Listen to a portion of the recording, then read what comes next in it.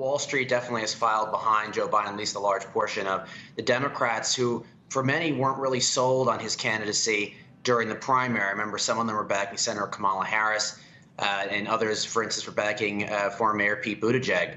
But now, really, since Biden's become the nominee, and even before he was officially crowned that, when he had a big windfall on Super Tuesday in March, Wall Street executives and business leaders really across the country are starting to get behind him. That's people in Silicon Valley, it's people in Hollywood.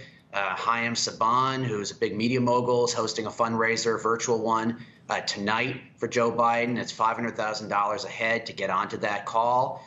And we'll see how much that raises. But clearly, the Democratic megadonors are really starting to line up behind Biden right on schedule with about 50 days left to go. And that, in part, was one of the reasons why him and the Democratic National Committee had so much success in August. Brian, if it's largely corporate America that are the mega donors backing Biden, who is there big money backing President Trump? Is it smaller donors? What about the status of people like the Mercers, who were big players last time but are reportedly not this time around? Yeah, we've covered the Mercers for a while, and they're a family that really has not been that involved with Trump's reelection in 2020. They were very much involved in 2016, as you alluded to. But, when you look at what's happening with his big donors, some of them, like the Mercers, aren't as involved. But then there are others like a Sheldon Adelson, for instance, Steve Schwarzman, and a few others in business that are getting behind Donald Trump.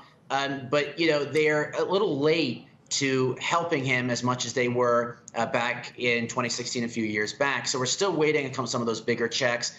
There is a new super PAC out called Preserve America that's backing Donald Trump this time around. And there are a lot of people who are saying Adelson and Bernie Marcus could start ponying up the large amounts of cash to go to that particular super PAC. So, we'll have to see how it all ends up playing. But right now, some of the kind of more traditional donors that backed Trump last time aren't as involved, and for Biden, Democratic donors are getting in line. Kelly and I will be over for coffee in a few minutes, by the way. It looks awfully nice there.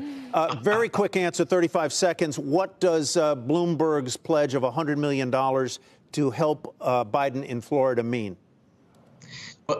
Well, Joe Biden is kind of neck and neck with President Trump right now. It's $100 million coming through Mike Bloomberg's PAC. Gives more airtime supporting Biden. And if money goes to super PACs helping Biden there in that state, that's big as well, because it gives those PACs and outside groups more resources down the stretch.